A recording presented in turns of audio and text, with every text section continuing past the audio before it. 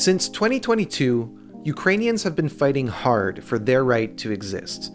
As the country is approaching 2 years since Russia's full-scale invasion, they've shown incredible strength and resilience in the face of extreme violence. You might wonder why it would be necessary for them to be participating at the Eurovision Song Contest with a war going on in the background. Well, the reason for that is because Eurovision is a celebration of culture, and through their participation, they get to show to the world that they have an identity, a language, and a history. Today we'll be talking about how they'll be telling their story in 2024.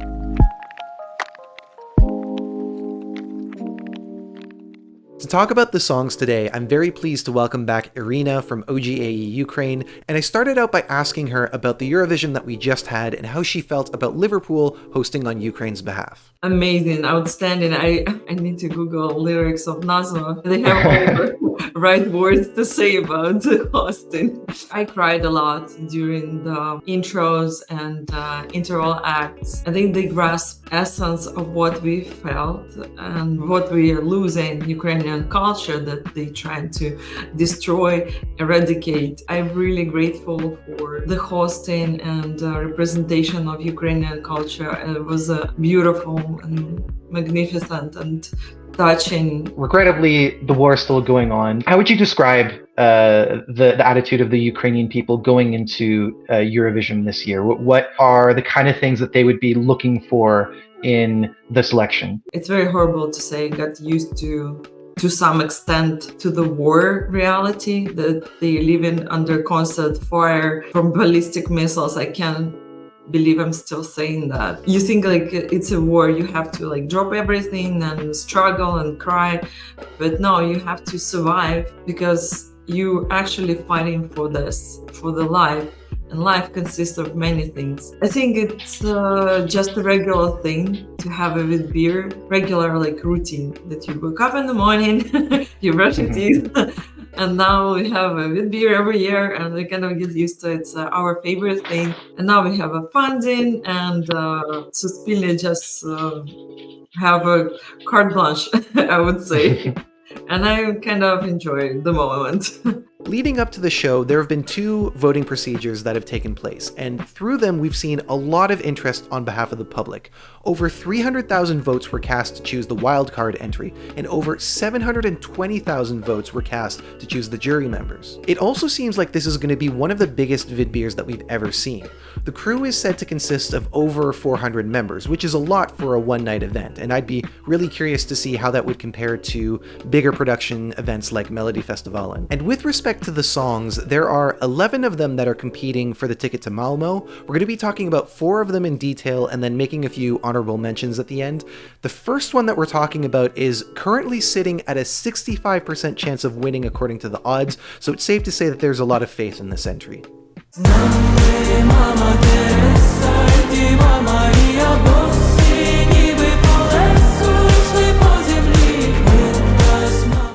Both Jerry Heil and alyona are entering vidbir as high-profile artists with an entry that is really reaching people. It's the only competing song this year that has entered the millions of streams and views across all digital platforms, and in some cases reaching as high as 6.5 million, and can only go up from there. The song was inspired by a 2016 article in The Guardian titled "How My Loathing of Mother Teresa Turned into Admiration." In the Catholic Church, Mother Teresa is considered a saint despite being a highly controversial figure.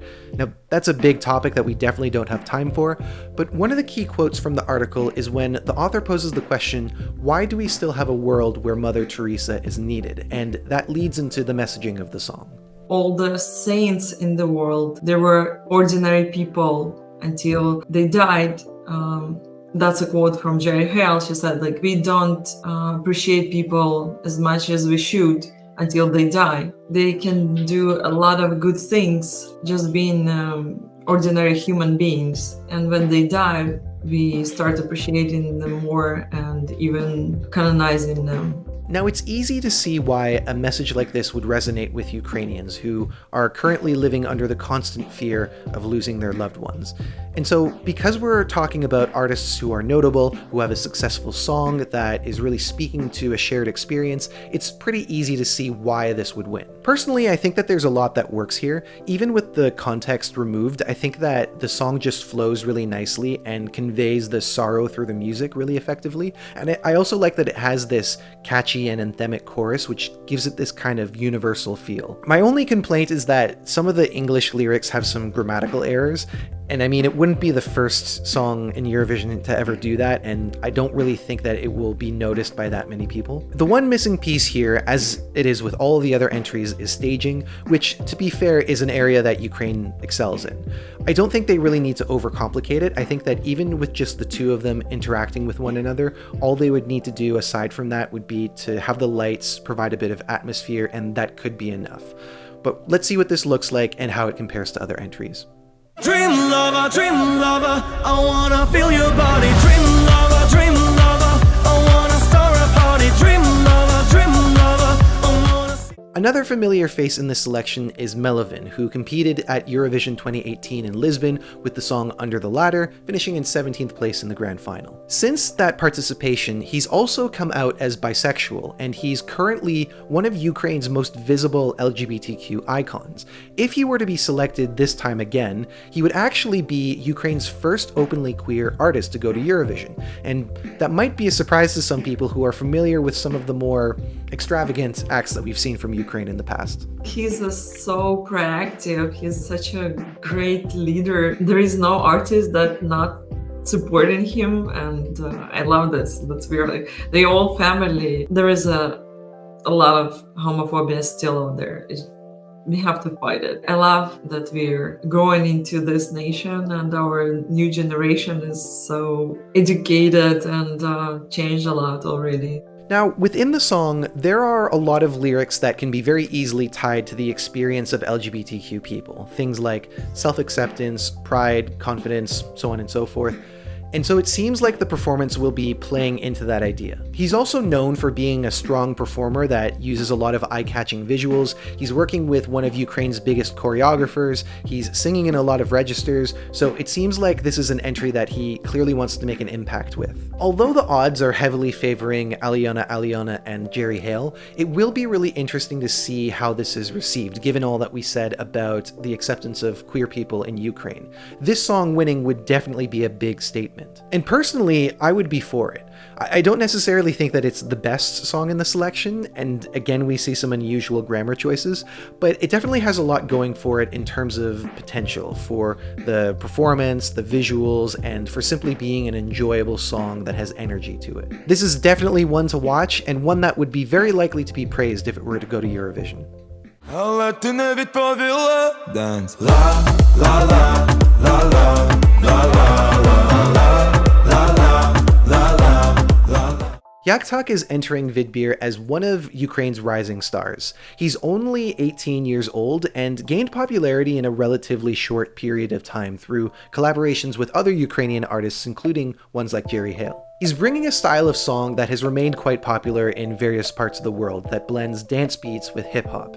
And much like other songs of that style, it has a very easy to grasp hook, not only because it doesn't have any words to it, but because the melody is just so simple that people will remember it after one listen. I know it's very simplistic to call song Lalala, but he said, I wanted to use something that you can sing along to, that European public can sing along to, but I still wanted to write the song in Ukrainian. Our OG Ukraine members, they went to his concert, and he was very good live, very good. He's opening, and he wanted to kind of grab all the numbers from popular vote. I'm really sad about his running order, but I wanted him to enjoy and perform as best as he could and come back if he's not gonna win. Because he's a gem. I want him at Eurovision.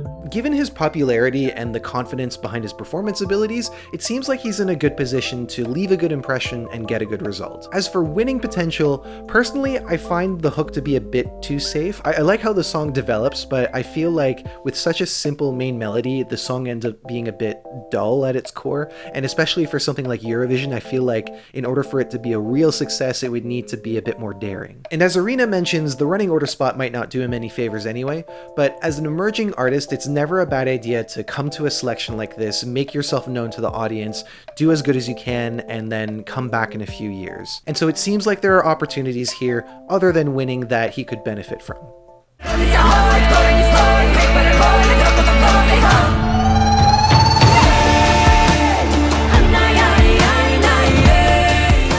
One thing that we've come to expect from Ukraine is music that combines traditional elements with modern ones, and that's exactly what we find with YAGODY. We've also seen at Eurovision that there's an appetite for this kind of music, not only from Ukraine, but from other countries as well. And we could look at examples like Tulia from Poland, Alvin and Ahes from France, and Harmonia Dissonance from Croatia. I thought I'll be like so tired and bored about folk songs, and I don't want to hear it again.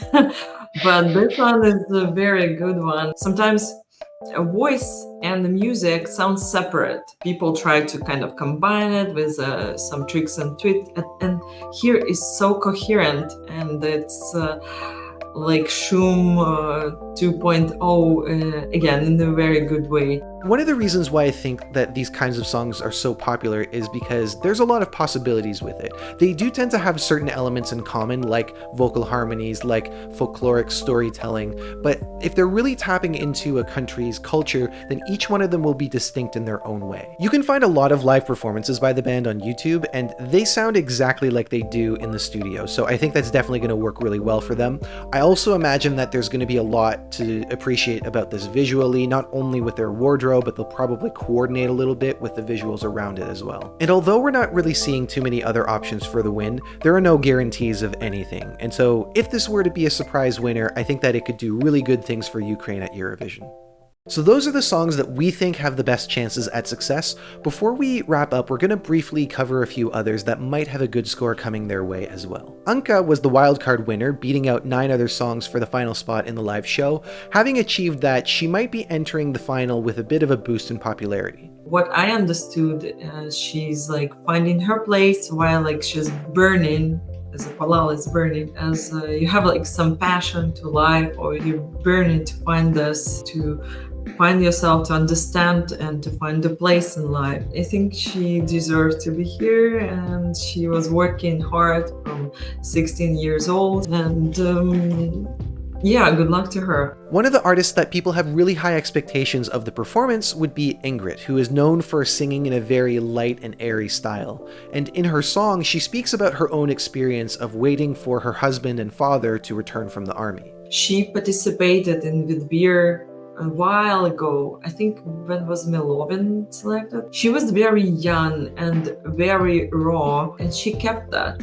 When she grew into this other person, I was waiting for her to come back, because she was always bringing some sophistication to the music. The song Glass by NAHABA is one of the most emotionally charged entries in the selection. It uses the concept of being under attack while at war and applies it to a breakup. I think it's one of the best interpretation of the war song, not just like crying as a ballad or singing something very generic. They put a lot of thought into lyrics. I really appreciate it. But also about mentality in this moment, how you feel like a broken glass, under attack of all these emotions, all these feelings of immense fear of losing either your life or your loved one. I applaud the guys that did a good job, and I want them to perform very good.